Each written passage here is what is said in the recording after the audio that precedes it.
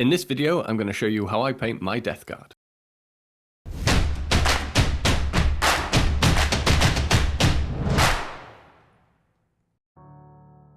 Hi everyone, and welcome to another brushstroke painting guide.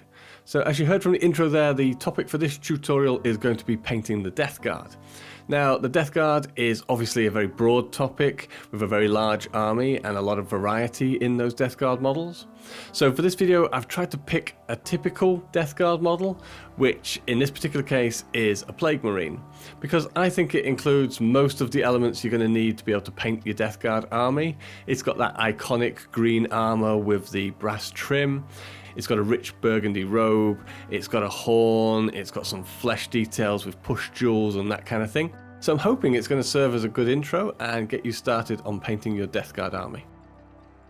Now before we begin, I think there's a few things I should mention which will help you get the most out of this video, starting off with thinning your paints. So this recipe relies quite heavily on getting that nice clean smooth finish. So if you'd like to know more about how I thin my paints and how thin is thin, then you might want to check out the paint thinning video I did by clicking the link above.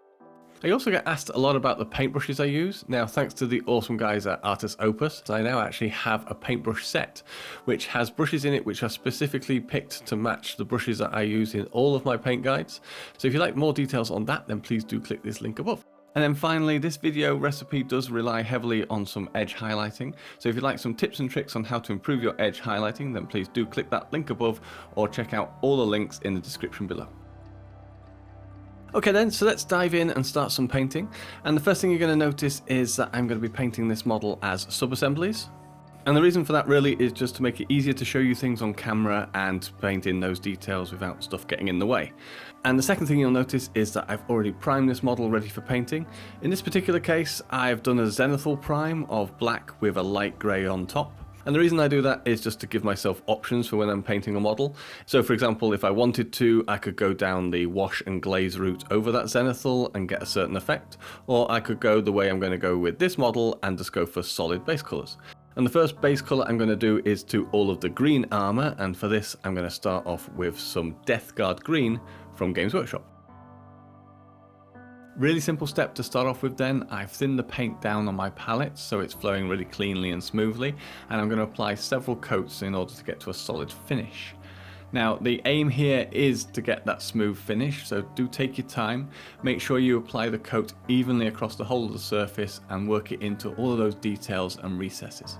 You don't need to be careful of other details because you'll paint those in afterwards, so you can use a bigger brush and you can get this job done nice and quick.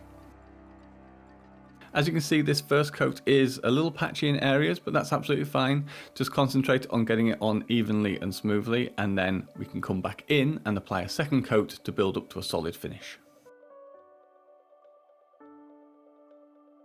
So interestingly, since filming this video, I've actually discovered that Games Workshop do sell this Death Guard green as a spray can. So if you can get hold of that, I would recommend just replacing this step with spraying the whole model green, and then you can just follow on the next few steps with painting in those details, because it will save you time and effort in the long run and still give a great finish.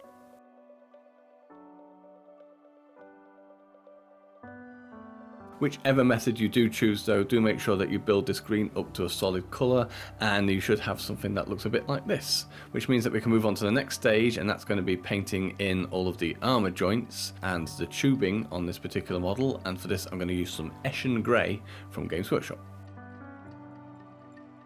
Okay, so another simple step to follow on with then, what I've done is I've thinned the paint down on my palette with a little bit of water just to help it flow cleanly and smoothly, and I've stepped down the brush size just to make it easier to get into these little nooks and crannies. I'm going to paint in all the gaps between those armour panels and also these strange looking hoses that have some little holes in. So I'm going to take my time and I'm going to try and pick out those details as cleanly and smoothly as possible. Obviously now I've painted in that green armour, I want to make sure that I try not to get that paint onto any of those areas that I want to keep green. If you do make any mistakes though, don't panic, just let it dry and then you can go back in and neaten things back up with some Death Guard green wherever you've made those mistakes. So the coverage of this is actually pretty good. So in most cases, I'm only going to need to apply a single coat to get that colour that I'm after.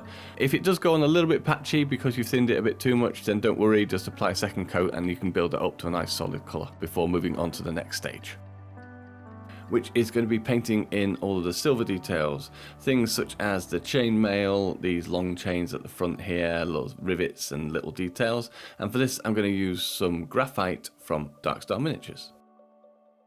Now, if you're not familiar with Darkstar miniature paints, I personally think they are amongst the best metallic paints you can get for miniature painting, and this graphite is one of my particular favourites. I do tend to use it pretty much on every model I paint now. It's a really lovely paint. You can thin them down and you get really good coverage. The main thing really for me is that the metallic fleck in them is so small, it's actually on scale with the models that you're painting, so you can get a really smooth but still really bright and shiny metallic finish.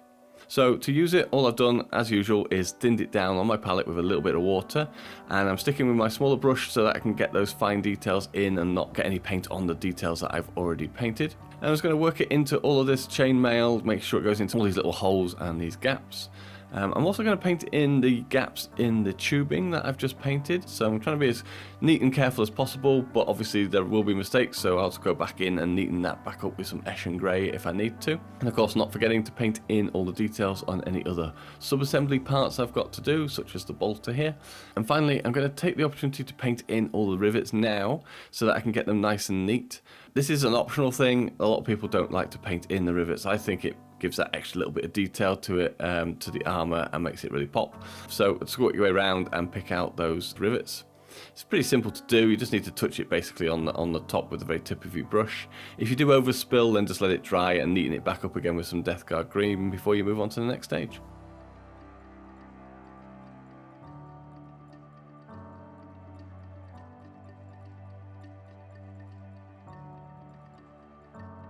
Okay, so with all those silver details painted in on all my sub-assemblies, it's time to move on to painting in the copper trim to the green armour panels now, and for this I'm going to use some Hashut copper from Games Workshop.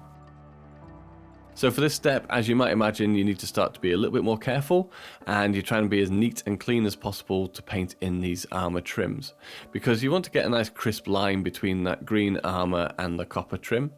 So as usual, you want to thin the paint down on your palette, which will make it a little bit translucent, so you will need to apply a couple of coats to get to a solid finish. But it's definitely worth taking your time and putting the effort in to get this as clean and neat as possible. But obviously mistakes will happen, so don't panic, just let it dry. And as usual, you can always go back in and neaten things back up again with that Death Guard green just to give those crisp edges that you're after.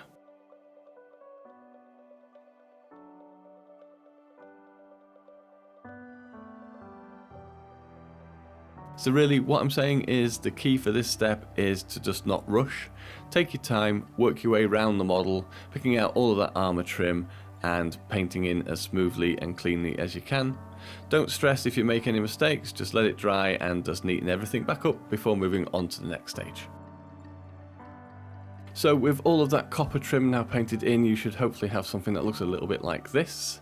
And the next step I'm going to move on to is painting in the cloth details, and for this I'm going to start off with a base colour of Sword Hilt Burgundy from Two Thin Coats. Again, if you're not familiar with Two Thin Coat paints, because they're still quite new, they are really nice paints and I would recommend that you check out their range. This burgundy, for example, is really rich and vibrant and goes on so cleanly and smoothly, it's absolutely fantastic.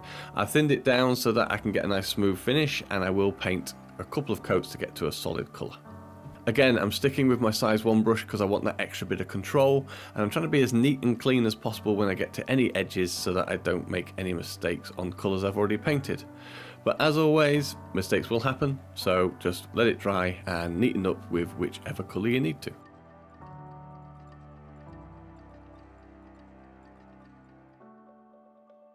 Okay, so that's already looking pretty cool, so I'm going to move on to the next base colour now, and that's going to be all the fleshy parts. This includes the belly on the front here, and also these strange sort of sinewy things that happen between different panels and stuff. And for this, I'm going to use some Barbarian Brawn from Two Thin Coats. So very much the same as the previous steps that we've just been doing. I've thinned the paint down with that little bit of water so it flows cleanly and smoothly, and I'm going to paint in the details that I want to be this lovely fleshy colour. The only real difference here is because I want to be as neat as possible, I've stepped down to my smallest brush so I can get into all these little gaps and paint in those little nooks and crannies. And it's just a case of painting in these fleshy areas, including these funny sort of sinewy things as well. I don't really know what they are, but I'm going to paint them in as flesh and make it as gruesome as possible. Not forgetting, of course, that I'm painting this on all of my sub-assembly parts as well.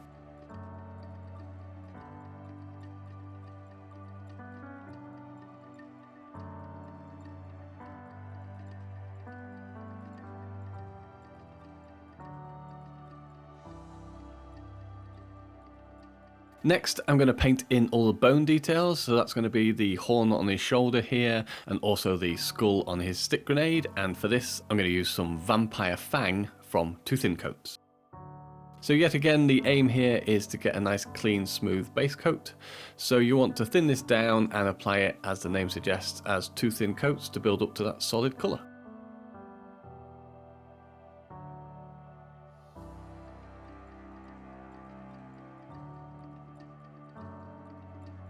So moving on now, I'm going to paint in this rotting flesh that seems to be on the top of the stick grenade here, and for this I'm going to use some ivory tusk from Two Thin Coats. Now again, I've switched down to my smallest brush for this just for that extra bit of control and try and be as neat as possible, but on reflection it probably doesn't really matter that much because when they apply the wash it'll cover up any little mistakes and things anyway, and it's kind of supposed to be rotten flesh on a skull, so how neat does it really need to be? So just paint in this detail and move on to the next stage, which is going to be painting in this strapping tie thing that's around the horn here, and for this I'm going to use some Gal Vorbak Red from Games Workshop. So these wrappings seem to be quite a common feature on a lot of Death Guard models, and I think the idea really is an excuse for you to put a bit of individuality into your models, so you can pretty much paint these any colour you like. I went for the dark red just to tie things in really, but if you wanted something brighter and more individual, then maybe something like a turquoise would look really cool. So it's up to you really.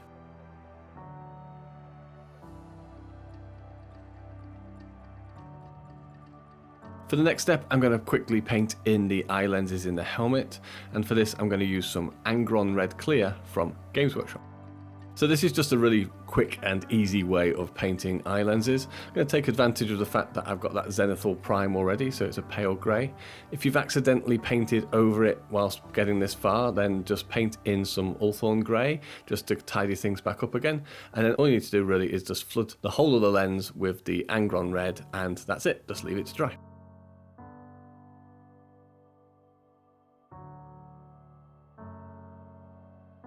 Okay, so with those lenses now dry, what I've also done is I've assembled most of the model now. I've just left the backpack off for ease of painting, and now it's time to start adding some washes. And I'm going to start off with a wash to everything with the exception of any flesh or bone details, and this is going to be using some Agrax Earthshade from Games Workshop. So another nice and simple step to follow on with then, I'm applying this neat straight from the pot, and I'm sticking with my big brush so I can get this done nice and quick. But that's not to say that you can just throw the wash on and basically flood the model. Do apply it methodically and work your way around the model and work it into all those recesses. On flatter areas, try and encourage it away from the center and into the edges to try and avoid any ugly watermarks. But if they do happen when it's dry, then don't worry because we'll be tidying things up in the next step anyway. So just work your way around the model. I tend to work from top to bottom, section by section. If you do notice it pooling up in areas that you don't want it to, then just quickly mop that away with your brush, and then just keep moving it around and encouraging it to settle into all those details and recesses, and then when you're happy, leave it to dry fully before moving on to the next stage. And with that wash now fully dry, you should have something that looks a little bit like this. Now, as I mentioned in the previous stage, now's a good time to neaten up any areas which you're not happy with. Maybe the wash has settled in the wrong place or whatever. So I'm going to come back in now with some Death Guard green and just neaten a few things up that are bothering me. So as I say, this step is completely optional. It's just an opportunity to neaten up any areas where that wash might have settled where you didn't want it, or you got a watermark or something like that. So what I've done is I've thinned down the Death Guard green paint so it's behaving a little bit more like a wash really, or a glaze, and I'm just skimming over the areas which I want to fade out where that wash has been settling. I've stepped down to a smaller brush so I've got a little bit more control and I'm applying the paint quite precisely. Depending on how strong that Agrax has settled, you might find that you need to apply a couple of very thin coats just to dull it out. But just work your way around and pick out any areas which you're not happy with and neaten everything back up, basically. Okay, so I'm a lot happier now that my shadows and shading is where I want it to be, and now I'm going to move on to my first step of weathering to the armour, and for this I'm going to use some Wildwood contrast paint thinned down with some contrast medium from Games Workshop. So what I've done is I've heavily diluted the wild wood. It's about 5 parts contrast medium to 1 part wild wood, and that gives it a nice translucent and greasy looking effect. And I'm looking to apply it into the creases and the recesses under the armor panels, and then with a little flick, very lightly touching the armor, you can make sort of greasy streaks, and you can sort of just build it up under the armor plates and then flick down with your brush very lightly, barely touching the surface, just to give that sort of greasy, grimy kind of dripping look.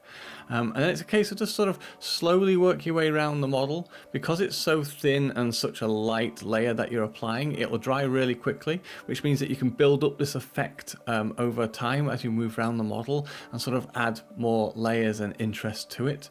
Go slow and less is more, so don't get too carried away and apply it too quickly, and then just work your way around the model and build up that kind of greasy, grimy effect to a point that you're happy with.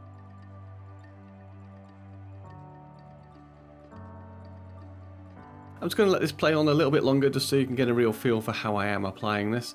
Basically running it into those edges and then with that very light downward flick, barely touching the surface just to get that sort of greasy, streaky look.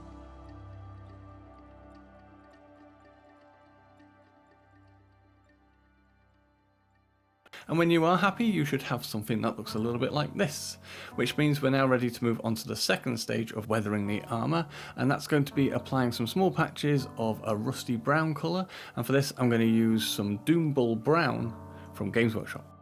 Much like the last step, I've thinned this with a lot of water so that it's now behaving more like a wash. I'm going to apply it around the model to add that little bit of variation and interest, break up the green of the armour. So just apply it to areas like round the rivets and in the cracks and things, just to sort of give that idea of build-up of grime or maybe even rust. Pick out areas which you think look quite dull or could use a bit of a lift.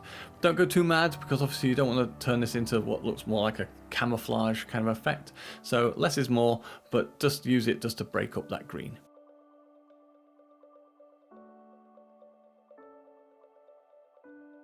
Okay, so that's looking suitably dirty and grimy, which brings us on to the final step now for the armour, and that's adding an edge highlight. And for this, I'm going to use some Ogryn camo from Games Workshop.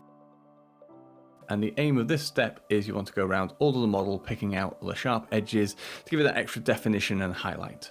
So depending on the model you're painting, this could actually be a very time-consuming step, but it is worth doing well and it is worth doing neatly, so do take your time and pick out all of those edges.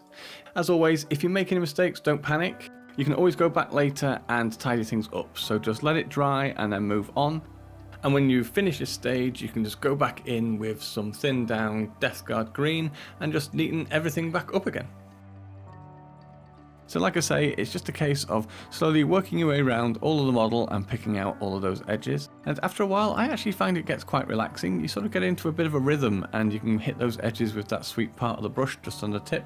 But like I said at the start of this video, if you do want some hints and tips in terms of how I improved my edge highlighting, then please do check out this video above, because I think it will help you a lot.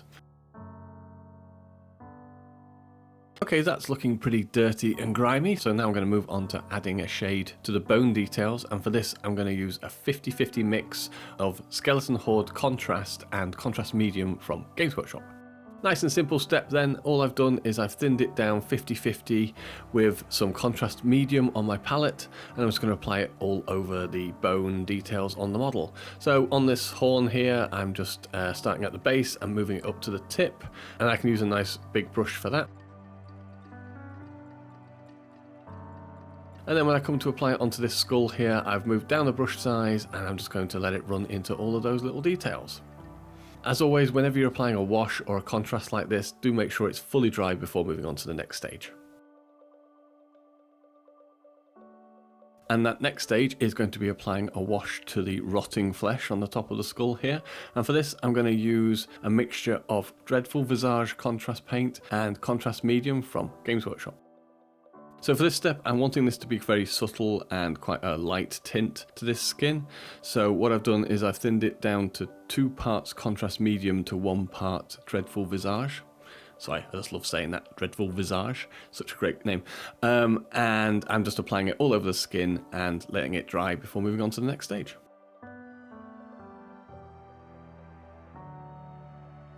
And when it is dry, it should look something like this. So it is quite subtle. I'm not really sure if the camera's picking this up, but in those recesses and in those areas where those shadows have built up, it's quite subtle, but I think it looks quite cool, and it's sort of given that sort of deathly, rotting look to it. Okay, so moving on, and the next stage is going to be applying an edge highlight now to all of the bone details. And for this, I'm going to use some Vampire Fang from 2 thin coats. So this step is exactly the same process that we did when highlighting the green armour. I'm just looking to pick out those raised areas and edges that would catch the most light, and then running my brush along that to add that highlight.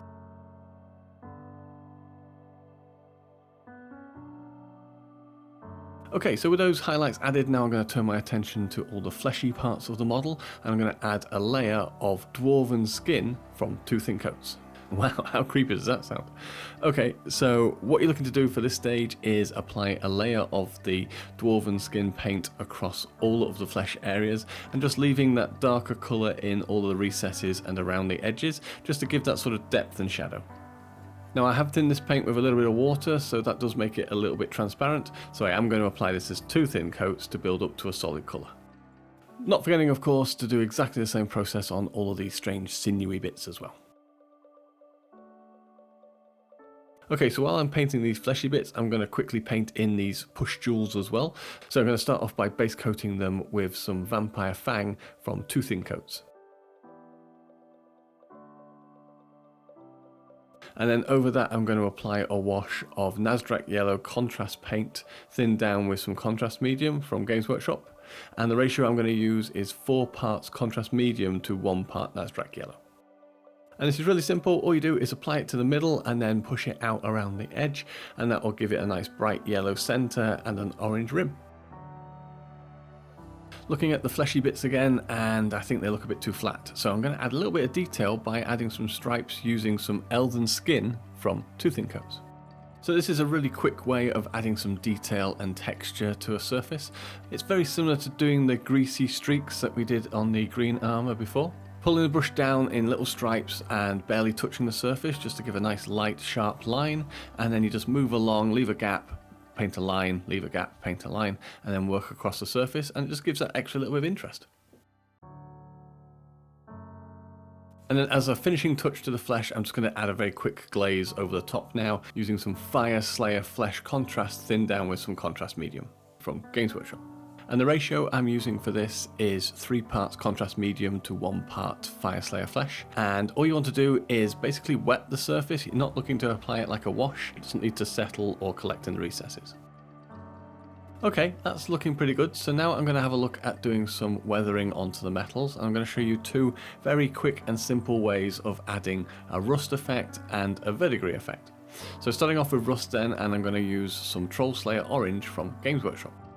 So what I've done is I've heavily watered this down, so much so that when you paint it onto a surface you can actually see through it. It's very transparent, and I've used water, not medium, because I don't mind if it gets split and goes all patchy. And then all I'm going to do is I'm going to paint that onto all of the silver metallic parts of the model where I want some rust patches to be.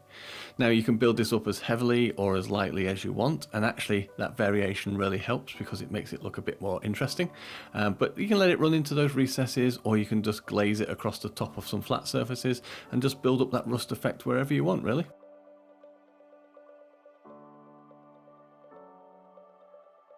And that's it. It's as easy as that. And then just as simple is adding a touch of verdigris to all of the brass trim details on the model as well. And for this I'm going to use some Nihilakh Oxide thinned down with some Lamium Medium from Games Workshop. And all I've done is I've mixed these 2 together as a 50-50 mix, and then I'm going to apply that to the model where I want that tarnishing to be. So I'm just going to add little puddles around sort of the odd rivet and in various creases and divots and things, just to add that interest and give the impression where that build up and tarnishing would be. So as always, this is personal preference as to how heavy or light you go on this. I like to just add small spots here and there just to add that interest. I don't like to go too heavy because I think it gets a bit overpowering for the model, but of course it's up to you. Okay, so now just to finish off those metal areas, that's both the silver and the brass details, I'm going to apply an edge highlight of graphite from Darkstar Miniatures. Now for this stage I'm not looking to highlight every edge because I don't really want this model to look super shiny, so I'm just going to pick out certain areas where I think that the light would catch. These chains are a good example because obviously they've always been moving, so they kind of polish themselves, so I can highlight the top edges of those. Maybe pick out a few areas on the chainmail as well where they've been rubbing and not letting that rust settle in. And then when it comes to the brass details, I'm just going to pick out the topmost edges, maybe not even make it a solid line, make it a bit sort of jagged or dotty to give the impression like it's more chipped rather than a pristine sharp edge. And then just work your way around the model and pick out those edges that you want to attract the attention or maybe have that light shining off them.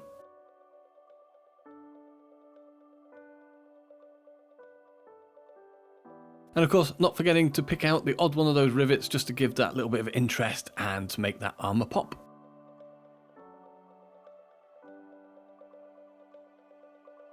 Okay, so it's really starting to look pretty good now. There's only a few extra details left to paint in. The main one being the cloth, which is looking pretty dark and could do with a bit of a brighten up. So in order to do that, I'm going to start with adding a layer of sword hilt burgundy from Two Thin Coats. So for this step, it's exactly the same process that I did when I was painting in the details on the flesh. What I'm looking to do is I'm picking out the raised areas of each fold in the cloth, and then for the recesses, I'm leaving those darker so they're in shadow. And because I've thinned this a lot on my palette, it means that it's quite translucent, which means I can apply a couple of layers of this to build up a bit of a transition from those shadows up to the high points on each of the folds. Now to continue brightening those transitions, what I'm going to do is I'm going to mix 50-50 of my burgundy with glistening gums from Two Thin Coats. Exactly the same process again, but this time I'm being a bit more focused, so I'm going to leave some of that burgundy showing underneath as well, and I'm just going to catch the topmost parts of each of the folds. Now I've thinned this down so it's a little bit translucent, and I'm only going to apply a single layer. Don't be too alarmed when you first apply it because it does look quite bright when you first put it on, but when it dries it is a more subtle transition, which by the end of it should give you something that looks a little bit like this. And all I'm going to do now is add one final highlight, and for this I'm going to use glistening gums from Two Thin Coats.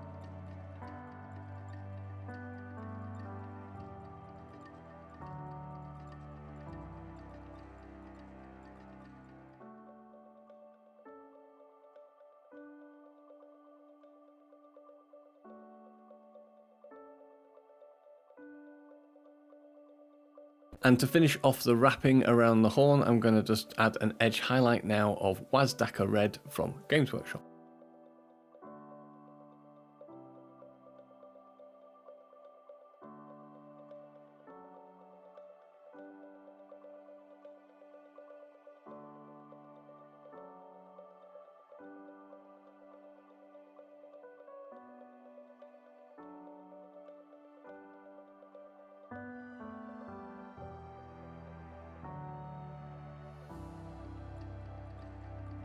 Okay, so the miniature's almost finished now. I've got it all fully assembled. I've got that backpack on and it's looking really great. So the only detail left really now to finish off is the bolter pistol, and for this I'm just going to do an edge highlight of some Eshin Grey from Games Workshop.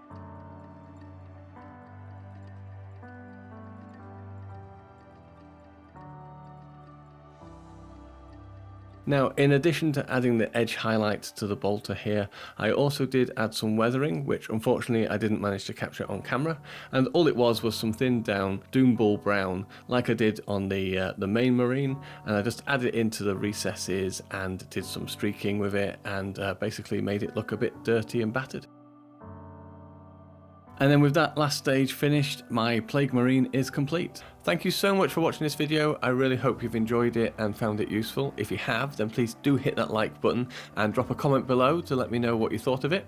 For details on everything I've used in this video, from the paints, materials, model, etc., then please do check out the links in the description below. You'll also find that those links will provide you with discounts on a lot of items as well. And of course, a massive thank you to my channel members whose names are going across the screen now. Your support for the channel is very much appreciated. If you have enjoyed this video, then please do hit that subscribe button and don't forget to click the notification bell to be told whenever I post another video. Speaking of other videos, I'd love it if you stayed on the channel, so why not stay and check out another painting guide video? Or perhaps instead you'd be interested in watching one of my basing videos.